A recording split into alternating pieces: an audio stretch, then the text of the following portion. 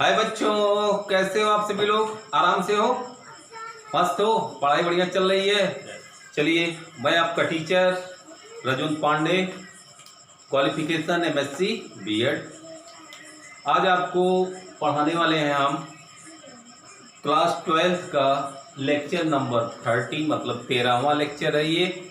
Solution chapter आपको पढ़ा रहे थे।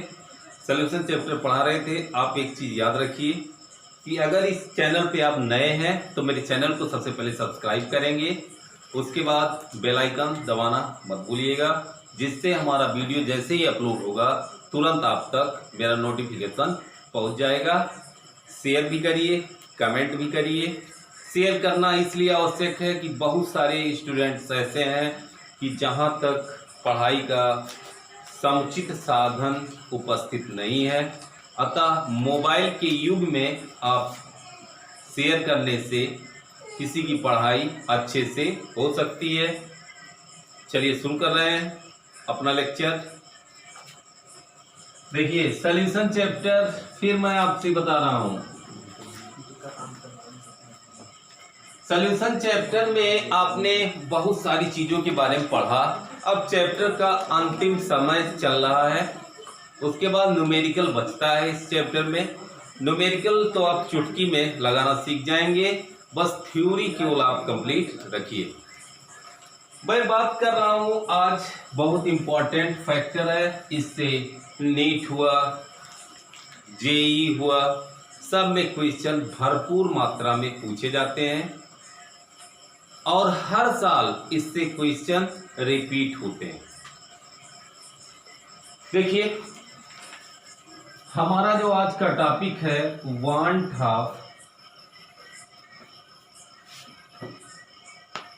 Of factor.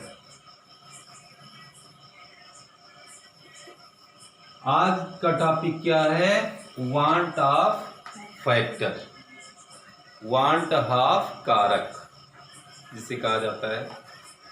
देखिए, कॉलिगेटिव प्रॉपर्टी आपने पढ़ा। अगर कॉलिगेटिव प्रॉपर्टी आपको समझ में आया है तो इस चीज को मैं गारंटी ले रहा हूं कि आपको समझ में आएगा। वांट ऑफ फैक्टर इंपॉर्टेंट क्यों है? दो चीजों के बारे में आपको जानना होगा ये टॉपिक पढ़ते समय। एक, डिसोसिएशन। कौन सा टॉपिक? डिसोसिएशन।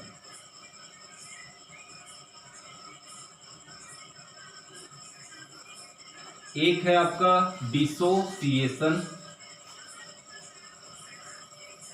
डिसोसिएशन मीन्स होता है वियोजन, और दूसरा होता है इसका just opposite association. Association means होता है संगुणन।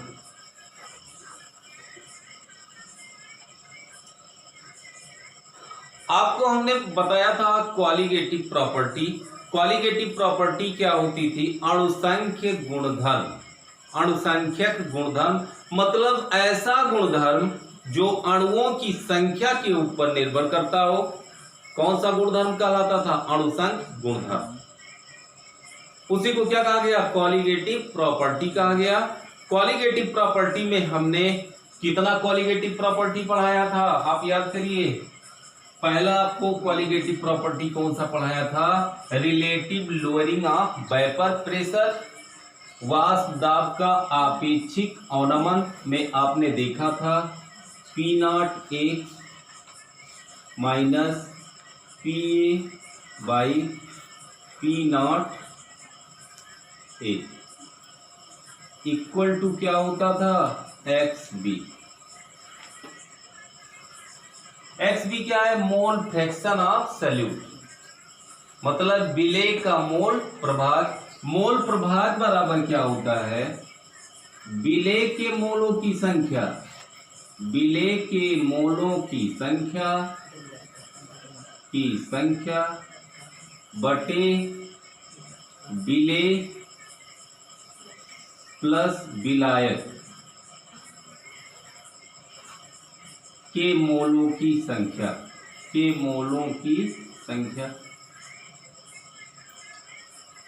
अब आप जानते हैं कि मोलों की संख्या क्या है, नंबर ऑफ मॉलिक्यूल्स बताता है, मतलब अणुओं की संख्या को बताता है। किसको बताता है, अणुओं की संख्या को बताता है। अतः ये पूरी प्रॉपर्टी किसके ऊपर डिपेंड करती है, अणुओं की संख्या के ऊपर। अणु की संख्या बढ़ाएंगे तो relative lowering of vapour pressure भी क्या हो जाएगा, बढ़ जाएगा। घटाएंगे तो क्या हो जाएगा, घट जाएगा। क्लियर हुआ। दूसरा हमने आपको टॉपिक बताया था, ये पहला था। दूसरा आपको क्वालिटेटिव प्रॉपर्टी कौन सी बताई थी हमने, दूसरा बताया था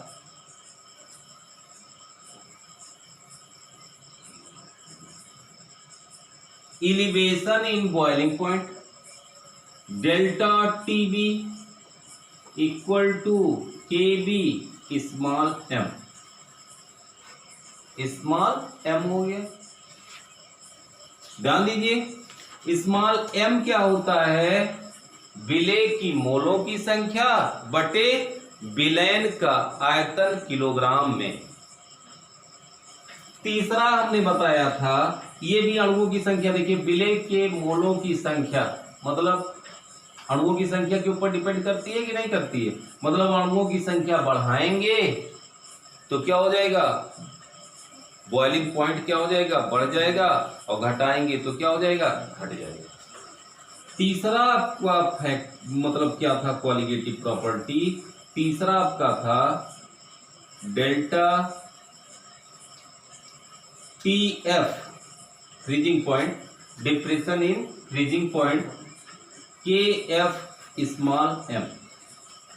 इसमें भी देखिए मोललता है तो मोलों की संख्या के ऊपर डिपेंड करता है। तो ये भी क्या, अणुसंख्यक गुणधर्म है। चौथा आपका क्या है, ऑस्मोटिक प्रेशर। शायद इस चीज को अभी हम नहीं बताए हैं, ऑस्मोटिक प्रेशर हम कैसे निकालेंगे। ऑस्मोटिक प्रेशर के बारे में तो हमने बताया था, लेकिन हम कैसे निकालेंगे इस चीज के बारे में अभी बताया नहीं गया। तो सबसे पहले हम उसी को बता दें। ये चीज क्लियर हुआ, किसी को कोई दिक्कत? हाँ, तो उस चीज को हम बता दें पहले। चलिए देख लीजिए, परासरण दाब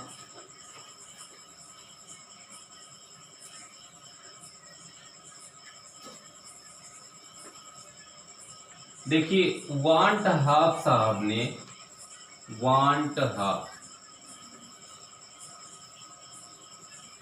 ये बहुत इंपॉर्टेंट है सॉल्यूशन चैप्टर के लिए। वांट हाफ साहब ने देखा, कई प्रयोग किया। कई प्रयोग करने के बाद उन्होंने देखा कि डाइल्यूट सॉल्यूशन जो होते हैं, तनु विलयन जिसको कहा जाता है, डाइल्यूट सॉल्यूशन, इसी को कहा जाता है तनु विलयन। तनु विलयन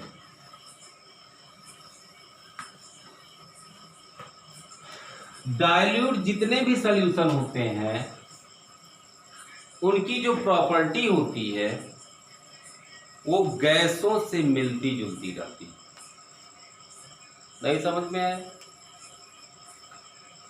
तनु विलयन का गुण गैसीय अवस्था या गैस के नियमों का पालन करती हैं।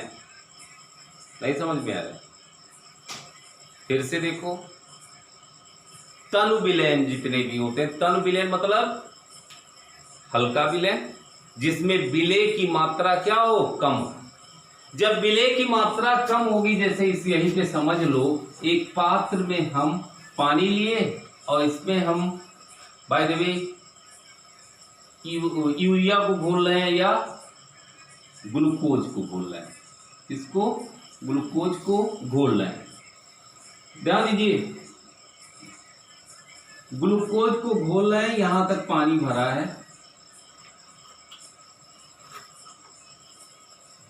ध्यान दीजिए, अब इसकी मात्रा अगर हम कम डालें, इसमें बाय द वे 10 मॉलिक्यूल्स डाल दें, 10-20, तो ये बन गया आपका तनु विलयन। जैसे जैसे मात्रा इसमें बढ़ाते जाएंगे अणुओं के बीच की दूरी भी क्या हो जाएगी, बढ़ती जाएगी।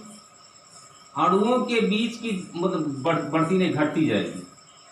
अणुओं के बीच की दूरी जब घटती है तो अणु के बीच इंटरमॉलिक्यूलर जो अट्रैक्शन फोर्स होता है, अंतर अणुक आकर्षण बल बढ़ जाता है। अगर डाइल्यूट सॉल्यूशन है, तनु विलयन है, तो अणुओं के बीच की दूरी क्या होगी, बढ़ेगी, ज्यादा होगी। और उनके अणुओं के बीच मतलब जो दूरी होती है वो लगभग गैस के अणुओं के बीच की दूरी के बराबर हो जाती है। इसीलिए तनु विलयन जो जितने भी होते हैं वो गैसीय नियम का पालन करते हैं। ये किसने सिद्ध किया था, वान ट हाफ साहब ने सिद्ध किया। नहीं समझ में आया? मतलब जैसे गैस का नियम है, जैसे गैसीय नियम है, वैसे ही तनु विलयन जितने भी होते हैं वो गैसीय नियम का पालन करते हैं। तो गैसीय नियम कहता क्या है, मैं परासरण दाब को निकालने के लिए फार्मूला आपको बता रहा हूं। पी बी बराबर एन आर टी, ये गैस समीकरण, कौन सा समीकरण है, आप बराबर इस समीकरण को पढ़ते आए होंगे और 11th में इसके लिए पूरा चैप्टर आपके लिए है। पी बी बराबर एन आर टी, हम यहां पर P इक्वल टू क्या निकाल सकते हैं, N by B R T.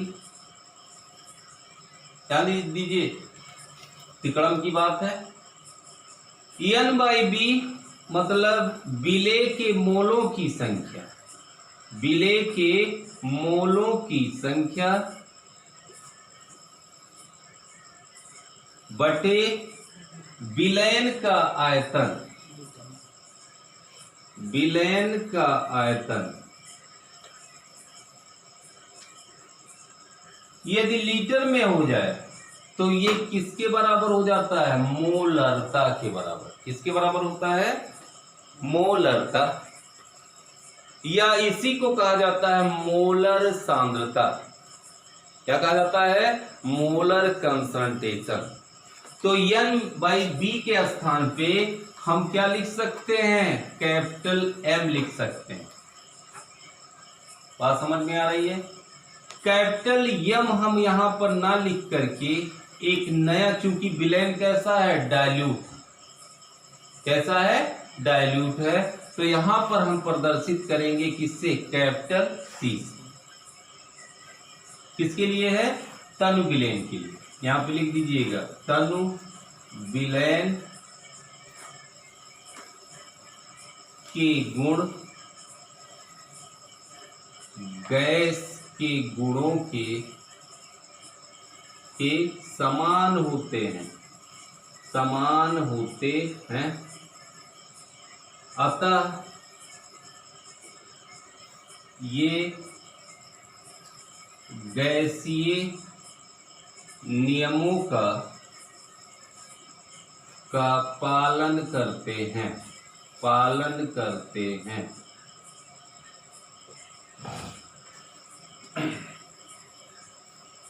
तो देखो यहां से P बराबर क्या हो जाएगा, C R T.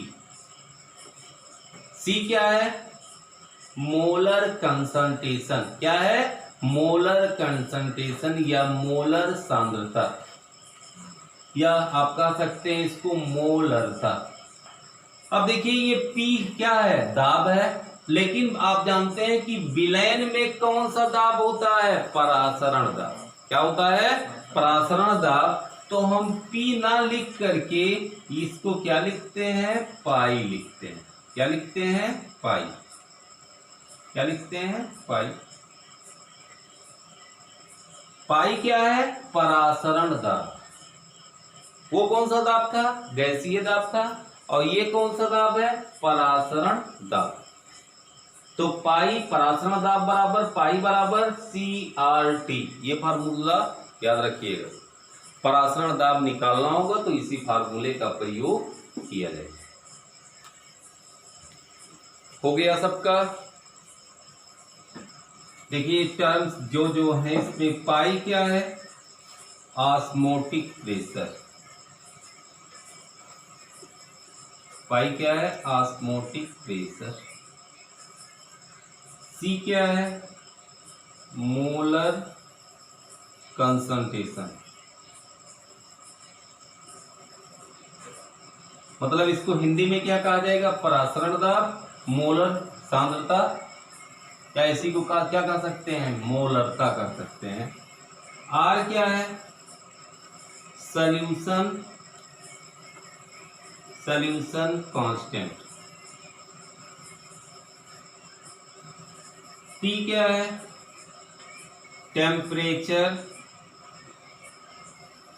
Temperature in kelvin. इस प्रकार हमको सी दिया रहे, आर की वैल्यू दी रहे और टी की वैल्यू दी रहे। आर की वैल्यू दी रहेगी आपको, टी की वैल्यू दी रहेगी, सी की वैल्यू आपको पता हो तो आप ऑस्मोटिक प्रेशर को निकाल सकते हैं कि नहीं निकाल सकते, आराम से निकल जाएगा। चलिए अब इस टॉपिक को हम मिटा रहे हैं, इस तरह से आप परासरण दाब निकाल सकते हैं। अगला जो आपका टॉपिक है, वांट हाफ फैक्टर। क्या है, वांट हाफ फैक्टर।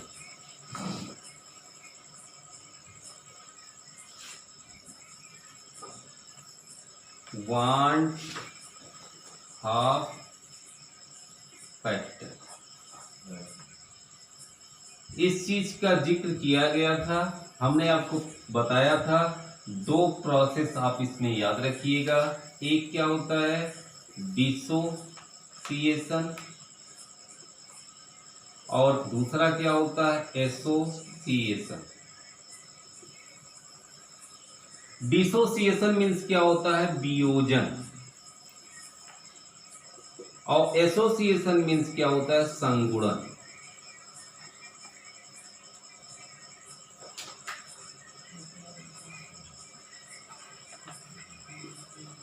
देखो दोनों शब्द एक चीज याद रखिएगा, डिसोसिएशन मतलब वियोजन क्या होता है, कोई भी इलेक्ट्रोलाइट है, विद्युत अपघट्य है, उसको जल में जब घोला जाता है तो वो अपने आयनों में टूट जाता है। यही क्रिया क्या कहलाती है, डिसोसिएशन या वियोजन। जैसे NaCl है, NaCl किसमें टूटेगा, Na plus Cl minus. H2SO4 है, ये किसमें टूटेगा, 2H plus SO4 minus minus. Na2CO3 है, ये किसमें टूटेगा, 2Na प्लस CO3 माइनस। अब देखो बहुत जबरदस्त टॉपिक है ये, बड़ी समस्या कहां से खड़ी हो रही है। आप जानते हैं कि कॉलिगेटिव प्रॉपर्टी, अणुसंख्यक जो गुणधर्म होते हैं वो अणुओं की संख्या पर निर्भर करते हैं कि नहीं करते हैं, करते हैं। बाय द वे हम NaCl का विलयन ले रहे हैं, किसका विलयन ले रहे हैं, ऐसे पदार्थ का विलयन ले रहे हैं जो आयनित हो जाता है या दो भागों में टूट जाता है। समझ में बात आ रही है। तो ये जब आयनित हो जाता है, अब बताओ इसमें देखिए एक मॉलिक्यूल हमने लिया, कितना लिया, एक मॉलिक्यूल, ये कितना, एक Na प्लस बना और एक Cl माइनस बना। एक डाले दो बन गया, बड़ी समस्या हुई। एक अणु को डाला गया और दो में कन्वर्ट हो गया। यहां पर देखो एक को ये पूरा अणु, एक अणु को डाला गया, दो और एक तीन, कितना में कन्वर्ट हुआ, तीन में कन्वर्ट हुआ। ऐसे देखो अब अणु या आयन मतलब अलग अलग काउंट किए जाएंगे, ये कितना है, एक है, ये कितना बन रहा है, 2 Na+ बन रहा है, और एक क्या बन रहा है, CO3 माइनस माइनस बन रहा है। तो कितने में टूट रहा है, एक था, कितने में टूटा, 2 1 3 में टूटा। अब बताओ, हम फार्मूला लगा रहे हैं एक मान करके, और ये टूट रहा है कितने में, 3 में। तब बताओ जो प्रैक्टिकल वैल्यू होगी वो कैलकुलेटेड वैल्यू से अलग होगी कि नहीं होगी, बोलो। नहीं समझ में आया। अरे भाई एक मान के हम लगा रहे हैं, 3 में कन्वर्ट हो गया। अब एक मान के लगा रहे थे तो अणुओं की संख्या के ऊपर कॉलिगेटिव प्रॉपर्टी अणुसंख्यक गुणधर्म जब निर्भर करता है तो अणुओं की संख्या बढ़ गई तो गुणधर्म भी क्या हो गया, बढ़ गया। हम जितना प्रासरण दाब निकालना चाहते थे उससे ज्यादा आ गया। इसी तरह से ये जो है देखो इसमें टूट गया। अब भाई जब हम वाष्प दाब का अपेक्षिक अवनमन निकालना चाहते हैं, अणुओं की संख्या बढ़ गई तो वो भी वैल्यू क्या हो गई, बढ़ गई। तो जितना हमको निकाले हैं उससे ज्यादा वैल्यू हमको प्राप्त होनी चाहिए। तो ये कमियां थी, इन्हीं को दूर किया किसने, वान ठाप साहब ने। कहा ऐसे काम नहीं चलेगा। उन्होंने एक बहुत जबरदस्त फार्मूला बनाया। कौन सा फार्मूला बनाया, देखो, वान ठाप फैक्टर, इसको आई से प्रदर्शित करते हैं। पहला चीज जान लीजिए, इसको प्रदर्शित करते हैं आई से प्रदर्शित करते हैं। तो आई बराबर क्या होगा,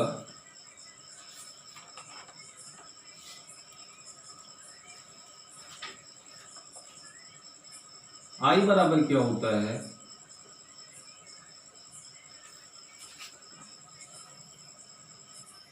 देखो इसका फार्मूला जो होता है, मैं बहुत सटीक फार्मूला लिखा रहा हूं। इस फार्मूले का प्रयोग बहुत आसानी से आप करेंगे, बहुत सिंपल है, बुक में ये चीज आपको नहीं मिलेगा। देखिए इसको आई से प्रदर्शित करते हैं, वियोजन आब्लिक संगुणन,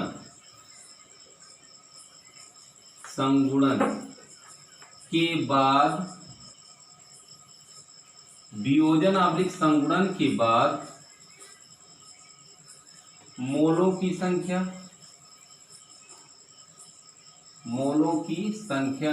एक किताब में बहुत उल्टा सीधा इसका डेफिनेशन है, आप जान नहीं पाएंगे।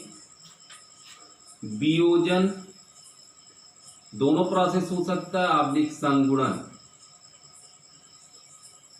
के पहले मोलों की संख्या,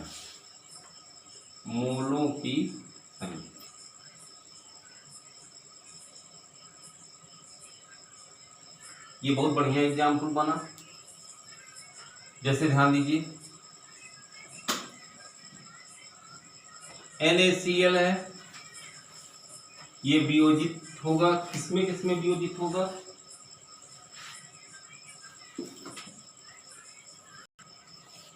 NaCl वियोजित होगा किसमें किसमें, Na+ + Cl-। By the way 100% वियोजित हो रहा है। कितना परसेंट हो रहा है, 100%। समझ रही हो ना, कितना परसेंट वियोजित हो रहा है, 100%।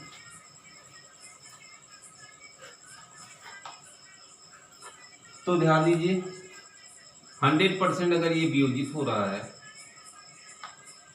तो अल्फा की वैल्यू क्या होगी, 1 होगी। इसको कहा जाता है वियोजन स्थिरांक।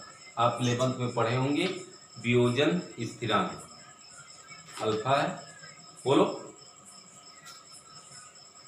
जैसे ये जब 100% वियोजित हो रहा है, बात देखो बहुत पते की कर रहे हैं, तो इसका एक अणु है, इसका क्या है, एक 100% ये वियोजित हो रहा है, तो वियोजन के आब्लिक संगुणन के बाद मोलों की संख्या, तो मोलों की संख्या कितनी है, 1 और 1 2 बटे इससे पहले मोलों की संख्या कितनी थी, 1 थी, तो आई की वैल्यू क्या निकली, 2। मतलब क्या होगा, कॉलिगेटिव प्रॉपर्टी कितनी गुनी हो जाएगी, 2। अगर NaCl का विलेन बनाया जाए तो कॉलिगेटिव प्रॉपर्टी कितनी गुनी हो जाएगी, 2 गुनी। जितना वैल्यू आप निकालेंगे उसका 2 गुना वैल्यू हो जाएगी। ठीक, फिर देखो जैसे Na2CO3 है, इसको घोला जाए और विलेन जब बनाया जाएगा तो एक इसमें टूटेगा, 2Na plus CO3 minus minus. इसमें 100% ये भी क्या हो रहा है, वियोजित हो रहा है। कितना हो रहा है, 100% वियोजित हो रहा है।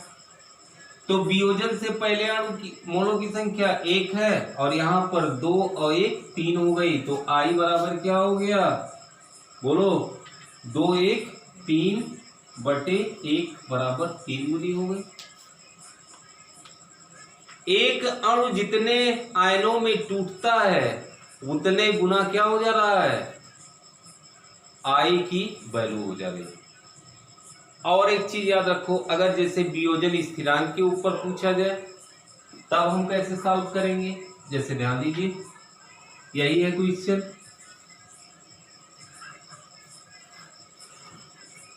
वियोजन स्थिरांक Na प्लस Cl माइनस, ध्यान दीजिए, अगर 100% ये वियोजित हो रहा है तो अल्फा बराबर क्या होगा, 1 होगा। क्या होगा, अल्फा बराबर 1 होगा। ठीक, अब देखो जैसे इनिशियल में देखा जाए, इनिशियल में पहले मतलब टूटने से पहले इसके नंबर ऑफ मोल्स कितने हैं, 1 हैं। इसके क्या होंगे, 0, इसके 0, भी ये वियोजन नहीं हुआ है। और इक्विलिब्रियम में देखा जाए, अब जान लीजिए कि साम्य की अवस्था आ जाती है। साम्य की अवस्था कब आएगी, जब ये 100% वियोजित नहीं हो। अगर 100% वियोजित हो रहा है तो साम्य की अवस्था नहीं, सीधे तीर लगाएंगे। अगर 100% से कम वियोजित हो रहा है तो हम कौन सा चिन्ह लगाएंगे, उत्क्रमणीय का चिन्ह लगाएंगे।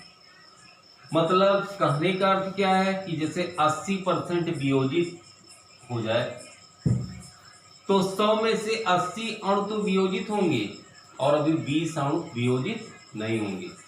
तो आप जान लीजिए कि ऐसे वियोजित ये होगा, इसके बाद वियोजन की मात्रा पहले बढ़ेगी, धीरे धीरे क्या होगी, घटेगी और अंत में एक साम्यावस्था को प्राप्त करेगी। और कौन सा रिएक्शन हो जाएगा, रिवर्सिबल रिएक्शन हो जाएगा। इक्विलिब्रियम पर मतलब साम्यावस्था पर क्या हो जाएगा, बाय द वे इसके अल्फा मोल्स क्या हो रहे हैं, वियोजित हो रहे हैं। एक पहले था, अल्फा वियोजित हो गए तो कितना बचेगा, 1 माइनस अल्फा। समझ में आ रहा है, अल्फा वियोजित हो गया तो शेष कितना बचा, 1 माइनस अल्फा। अब ध्यान दो, एक अणु वियोजित होता है तो एक सोडियम आयन और एक क्लोराइड आयन बनता है।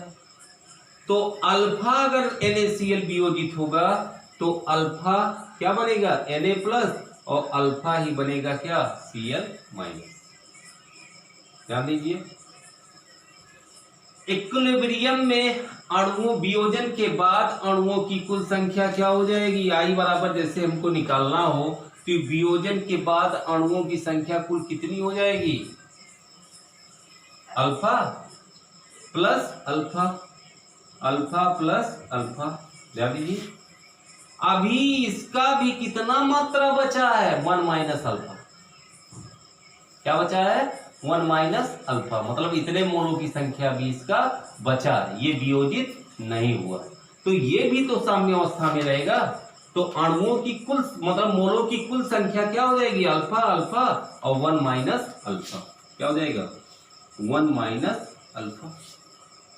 अल्फा से अल्फा कैंसिल हो गया, बटे क्या हो जाएगा, वियोजन से पहले अणुओं की संख्या कितनी, मोलों की संख्या कितनी है, 1 है, तो 1 से भाग दे दिया गया। बचा क्या, क्या बचेगा, 1 प्लस अल्फा। तो आई बराबर क्या बचा, 1 प्लस अल्फा। ठीक, ठीक है ना। अब जैसे हम इसको देखना चाहें, अगर ये 100% वियोजित हो जाए तो कितने मॉलिक्यूल्स बनेंगे, 2। कितने बनेंगे, 2 बनेंगे। तो इसके लिए 100% हो जाए तो अल्फा की वैल्यू क्या हो जाएगी, 1 हो जाएगी। तो आई बराबर क्या हो जाएगा, 1 प्लस 1 इक्वल टू क्या हो जाएगा, 2। 2 गुना हुआ कि नहीं हुआ, 100% वियोजित हुआ। बाय द वे 60% वियोजित हुआ, 60% दिया गया हो तो अल्फा की वैल्यू क्या हो जाएगी, 0.6 अल्फा। 40% दिया हो मतलब 100% पर 1 होता है, तो परसेंट जब कम करेंगे तो अल्फा की वैल्यू भी क्या होगी, कम होगी, 1 से कम होगी। 40% है तो 0.4 अल्फा हो जाएगा। 20% है तो क्या हो जाएगा, 0.2 अल्फा हो जाएगा। जैसे क्वेश्चन पूछ ही बैठे कि इसका 20% वियोजित हो रहा है तो अल्फा की जगह पे क्या रखेंगे, 0.2 अल्फा। समझ में आया, चलिए ये क्लियर हुआ। अगला देखिए,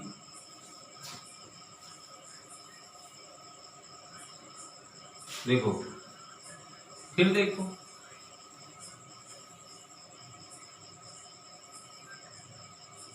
K4FeCN6 कॉम्प्लेक्स कंपाउंड है, ये आयनित होगा। 100% कोई भी आयनित नहीं होता है,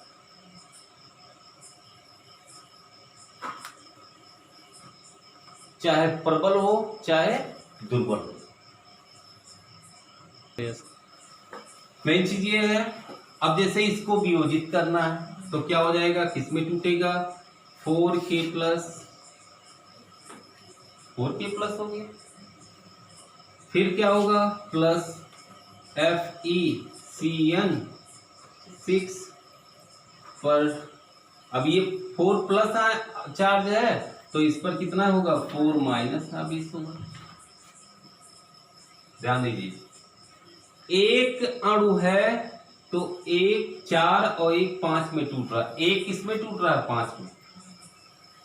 तो इनिशियल में देखा जाए, इनिशियल के लिए 1 लिया गया, इसका 0 है, 0 मतलब वियोजन नहीं हो रहा है, वियोजन से पहले की बात है। और वियोजन के बाद, वियोजन आफ्टर डिसोसिएशन, तो क्या हो जाएगा, देखो ध्यान से, इसको पहले इसका 1 मोल इसके 4 मोल और इसके 1 मोल में टूटता है।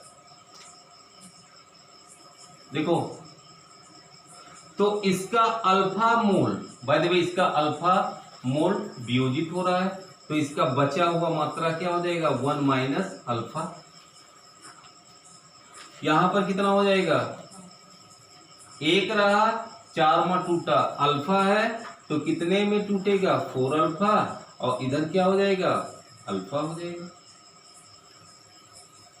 बोलो क्लियर है। तो यहां पर आई बराबर निकालेंगे तो अणुओं की मोलों की कुल संख्या 1 2 3 तीनों को जोड़ लिया जाए तो 1 minus alpha plus 4 alpha plus alpha, तो क्या होगा, 1 अल्फा से अल्फा कैंसिल, 1 प्लस 4 अल्फा बटे 1 से भाग देने से कोई प्रभाव नहीं, तो 1 प्लस 4 अल्फा। अब बाय द वे ये 100% वियोजित हो रहा तो अल्फा बराबर 1 हो जाएगा, तो 1 की वैल्यू जब रख दिया जाएगा तो 1 प्लस 4 इंटू 1 इक्वल टू क्या होगा, 5।